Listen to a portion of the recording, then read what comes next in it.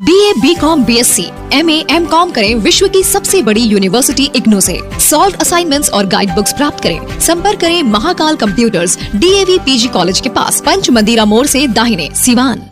बिहार की राजनीति से इस वक्त एक बड़ी खबर निकल कर आ रही है। जी हां, आपको बता दें कि सिवान के पूर्व सांसद डॉक्टर मोहम्मद शहाबुद्दीन की पत्नी हेना साहब और उनके बेटा ओसामा साहब ने विनोद जायसवाल के घर पे घंटों तक लालू यादव से मुलाकात की है। जी हां, आपको बता दें कि उस मुलाकात में लालू यादव, तेजस्वी यादव और विनोद जायसवाल भी मौजूद थे।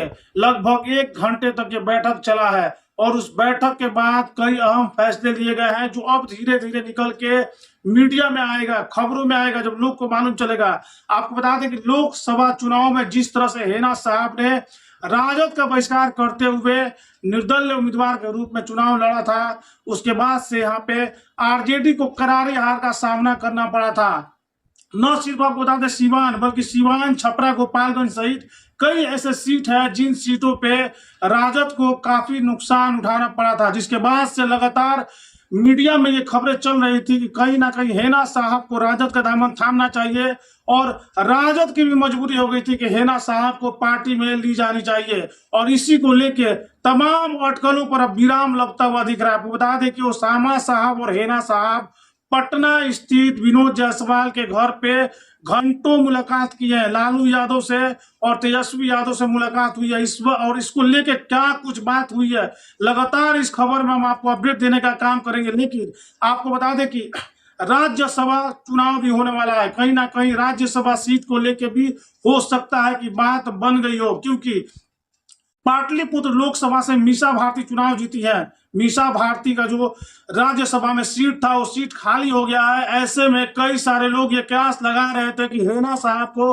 राज्यसभा भेजा जा सकता है। लेकिन आपको बता दें कि बंद कमरों में घंटों मीटिंग, बंद कमरे में जब घंटों मीटिंग हुई है, उस मीटिंग के दौरान क्या कुछ बातें हुई है, क्या राज्यसभा सीट पर सहमति बनी है या फिर आगामी विधानसभा चुनाव को लेकर कुछ बड़ी जिम्मेदारी हेना साहब और ओसामा साहब को देने की बात चल रही है। आपको बता दें कि घंटों तक आप तस्वीरों के माध्यम से आपको दिखाएंगे कि किस तरह से ओसामा साहब और हेना साहब विनोद जायसवाल के घर पर जाके मिले हैं, जहां पे लालू यादव और तेजस्वी यादव की मौजूदगी थी। कहा यह जा रहा है कि इसमें विनोद जायसवाल बड़ी भूमिका निभाने का काम कर रहे हैं, क्योंकि बता दें कि हेना साहब को राजद में लेना इसलिए भी राजद की मजबूरी हो गई थी क्योंकि लालू यादव लगातार ये जानते हैं कि अगर तेजस्वी यादव को मुख्यमंत्री बनाना है बिहार का, तो बिहार में माई समीकरण कितना अहम है, कितना इंपॉर्टेंट है माई समीकरण। और माई समीकरण का इंपॉर्टेंस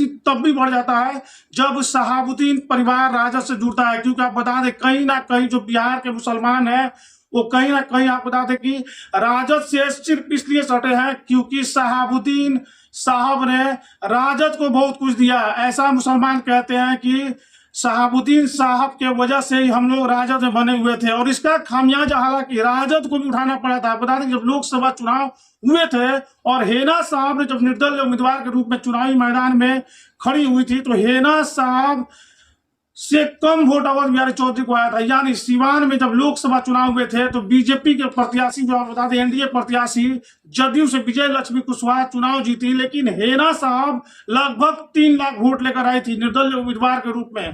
तब से लगातार ये कहा जा रहा था कि हेना साहब के बिना आरजेडी को करारी शिकस्त का सामना करना पड़ा।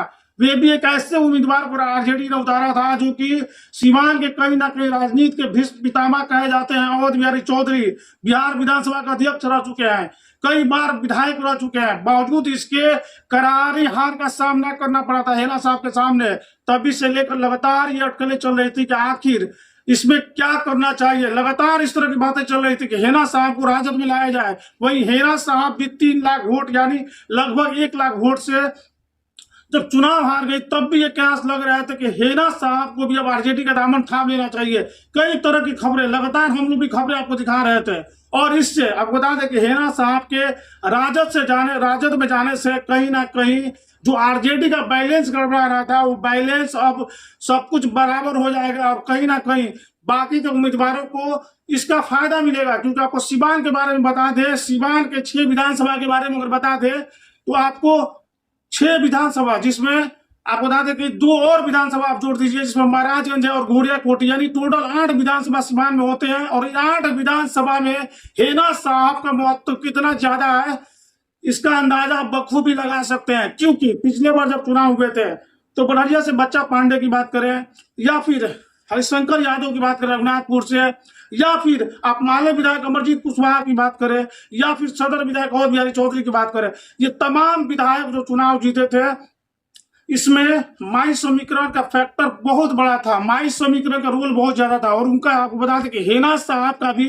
इसमें रोल सबसे ज्यादा था। यानी हेना साहब जिस उम्मीदवारों के लिए, खुद आपको बता दें कि जो एमएलसी विनोद जायसवाल है, जब विनोद जायसवाल एमएलसी का चुनाव लड़ रहे थे, उस दौरान रईस खान चुनावी मैदान में खड़े थे। लेकिन जैसे ही हेना साहब विनोद जायसवाल के साथ आई, विनोद जायसवाल भी एमएलसी का चुनाव जीत गए, तो कहीं ना कहीं अब हेना साहब और ओसामा साहब ने लालू यादव से मुलाकात कर लिया। यानी लालू यादव, तेजस्वी यादव और विनोद जायसवाल के मौजूदगी में ओसामा साहब और हेना साहब ने घंटों बातचीत की है। क्या कुछ बातचीत हुई है, इस पर तमाम अपडेट देंगे।